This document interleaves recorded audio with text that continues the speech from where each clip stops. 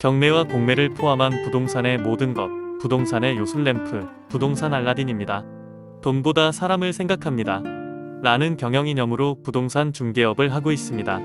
알찬 내용으로 찾아뵙겠습니다. 여러분의 많은 사랑 부탁합니다. 부동산 알라딘의 박만재입니다. 윤석열 정부의 정비사업 주요 정책인 패스트트랙 제도 도입이 장기간 중단될 전망입니다. 이달 말 21대 국회가 만료됨에 따라 남은 개정법안들이 자동 폐기될 예정이기 때문입니다. 현재 국회에 제출된 도시정비법 개정안만도 40여 건에 달해 패스트트랙을 비롯해 공사비 검증, 강화 등의 제도 개선은 당분간 기대할 수 없게 됐습니다. 국회에 따르면 21대 국회는 오는 29일 폐원이 예정되어 있고 이번 국회에 발의된 도시정비법 개정안은 총 87건으로 본회의에서 처리되지 못한 안건은 45개에 달합니다. 임기 내에 본회의 통과 가능성이 희박하다는 점을 감안하면 사실상 폐지 수순을 밟을 전망입니다. 특히 올해 초 정부가 발표한 패스트트랙 방안을 담은 도시정비법 개정안도 폐지가 불가피합니다. 지난 2월 유경준 의원이 발의한 개정안에는 재건축 안전진단을 재건축진단으로 변경해 사업 시행계획인가 전까지로 유예하고 정비구역 지정 전에 추진위원회를 구성해 정비계획 위반을 제한할 수 있도록 했습니다. 또 사업 시행자 지정 이전에 신탁업자나 토지주택공사 등이 참여해 정비계획 위반을 제한하고 도시분쟁 조정위의 실효성을 높이는 방안도 포함됐습니다. 하지만 해당 법안은 지난 3월 4일 국토교통위원회에 회부된 이후 소관위 심사조차 상정되지 못했고 21대 국회가 불과 10여일밖에 남지 않았다는 점을 감안하면 소위 심사회부터 본회의 통과까지는 현실적으로 불가능한 상황입니다. 해당 법안이 통과될 경우 30년 이상 아파트는 일단 추진위원회를 구성해 재건축을 진행할 수 있는 만큼 업계에서도 기대감이 높은 상황입니다. 정부는 정비구역 지정과 조합 설립을 동시에 진행할 수 있는 데다 안전진단도 병행하는 만큼 최대 3년 이상 사업기간을 단축시킬 수 있을 것으로 예상하고 있습니다.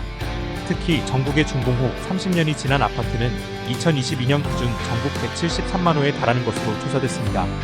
따라서 패스트트랙 제도가 시행되면 올해 공공주택 물량이 지난해보다 약 6만 호 이상 증가해 14만 호가량이 공급될 것이란 분석입니다.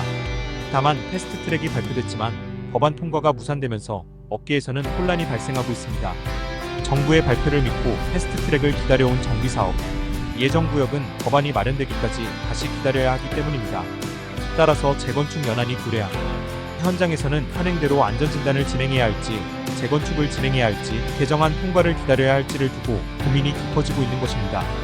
조합원의 권리가액이 높거나 면적이 넓은 주택을 보유한 경우 부채의 입주권을 부여하는 1+1 분양에 대한 실효성을 높이는 법안도 마찬가지입니다.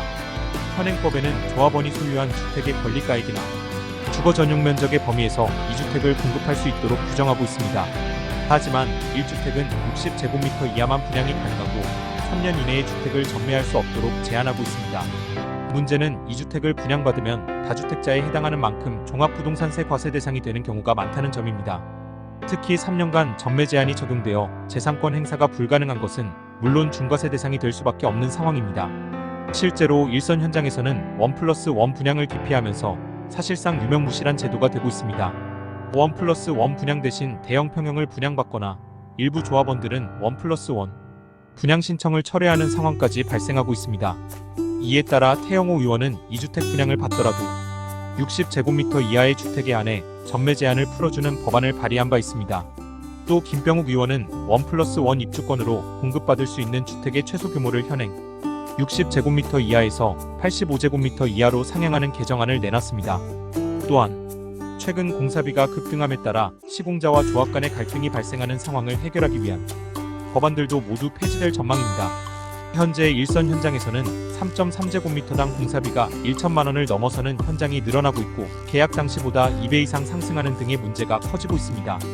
이에 따라 유 의원을 비롯해 다수의 의원은 공사비 검증 제도를 강화하고 도시분쟁조정위원회의 기능을 강화하는 내용의 개정안을 각각 발의했습니다. 또한 현재 국회에 계류 중인 전매금지 및 소형 평형 분양 의무화 폐지, 온라인 총회 및 전자동의서 투표 제도 도입, 공공임대주택 인수가격 현실화 등을 담은 개정안도 폐지 수순을 밟게 됐습니다. 이번 도시정비법 개정 법률안 등이 대거 폐기됨에 따라 정부의 정책도 당분간 힘을 잃게 될 전망입니다. 이달 말 22대 국회가 개원하더라도 총선에서 야당이 압승을 거둔 만큼 여소야대, 전국에서 정부 정책과 관련한 법안 통과를 밀어붙이기가 힘들기 때문입니다. 또 당장 정비사업 관련 법안이 발의되더라도 실제 국회 본회의 통과까지는 적지 않은 시간이 소요될 것이란 분석입니다. 국민의 선택에 따른 여소야대의 정국으로 당분간 이들 법안은 원점에서 재검토가 필요해 보입니다. 오늘 영상은 여기까지입니다. 시청해주셔서 감사합니다.